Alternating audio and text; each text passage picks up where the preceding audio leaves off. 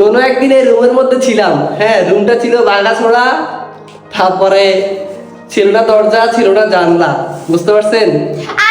আমি কই যখন আমার বিয়ে হয় তখন এই রুমে ছিলাম, এই রুমে তখন আস্তরও হয় নাই, গাঁথনি ছিল, মানে ইটের যে কিনা গাঁথনি দেয় এর কিনা গাঁথনি দিন না ছিল আর কি, মানে আর শ্বশুর যতটুকু কুলাইছে অতটুকু করছে আলহামদুলিল্লাহ। তারপরে যখন প্রায় আমরা বিয়ের 6 মাস বা 2 বছর পরে পুরো ঘর আস্তর করি, আস্তর করার পর আমরা ভিডিও কল অনেক কাম করে নানান ধরনের কথা কইতে যে তোরা আস্তর কইছ রং করস না কা ঘর কে কিনে দেখা যায় তোরা কি ভিডিও বানাস, তো ভিডিও কোয়ালিটি বানানো হ্যাঁ মানে নানান ধরনের কথা কইতো।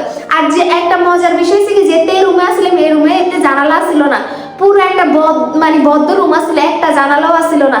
পরে আলহামদুলিল্লাহ মানে ও জানালা করে দিছে, তারপর জানালা করার পর থাই গ্লাস আসছিল না, থাই গ্লাসও ব্যবস্থা করে দিছে, দরজা আসছিল না। আমি প্রায় 3টা বছর পর্দা মানে দরজার মধ্যে পর্দা আসছিল, মানে এই দরজার মধ্যে পর্দা আসছিল, হ্যাঁ পুরোটা এটা পর্দা আসছিল, এমনি নর্মাল একটা 500 টাকা দামের বা 600 এরকম একটা পর্দা আসলে যতটুকু কুলাইছে অতটুকু করছে। কিন্তু বাথরুম আসলে সবচেয়ে বড় বিষয় হচ্ছে কি এই রুমে বাথরুম ছিল না, বা দরজা কিছু আসলো, পুরো একটা ইয়ের মতো আসলো। এইগুলা সবকিছু করছে আস্তে আস্তে, আর লাইট নাই, এগুলা সবকিছু করছে। আর জানালায় কাজ ছিল না, জানালা ছিল এই দিক দিয়ে, তো আমাদের এই পাশে একটা ভাবির ঘর, ওই ভাবির ঘরের কারণে জানালা খুলতে পারতাম না, পুরো বদ্ধ একটা রুম ছিল। যাই হোক আল্লাহর রহমতে জানালাও করছি, থাই গ্লাসও লাগাইছি।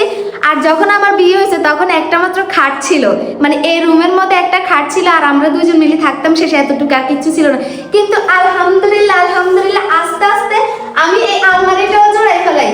আর না সর্বপ্রথম আমার স্বামীর ইনকাম হয়েছে এটার পরে আমি মানে অনেক জামা কাপড় হয়ে গেছে, প্রমোশন এমনি মানে আর জামা কাপড় এটার মধ্যে হয় না, পরে আমি কিনছি এটা। এখন আমার 2টা আছে। তারপরে যখন খাটেটা ভাঙে গেছে, মানে ওটার অবস্থা পুরো খারাপ ছিল, পরে আমি আবার খাটে এটা কিনছি। এটা কেনারও ভিডিও ছিল আমার, ওই ভিডিওটা প্রায় 11 মিলিয়ন গেছে। আমি অনেক আগে যখন ভিডিও করছি তখন আমি ব্যাংক কাটি, তারপর এই খাটটা কিনছি, এই খাটটা। কিন্তু আলহামদুলিল্লাহ আস্তে আস্তে সব কিছু হয়ে গেছে। আর যখন এই রুমে ছিলাম, এই রুম মাটি ছিল, দেখাও এই রুমটা পুরো মাটির একটা রুম ছিল, উপরে এক কার্পেট বিছানো ছিল।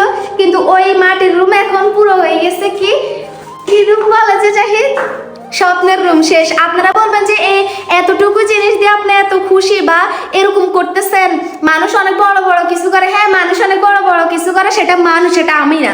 কিন্তু আমার স্বামী যতটুকু করছে আলহামদুলিল্লাহ এটা ওর বয়সে অনেক বেশি করে ফেলছে। তো আমি আল্লাহর কাছে লাখো শুকরিয়া আদায় করি যে আমি এরকম একটা রুম ওর কাছে পাইছি।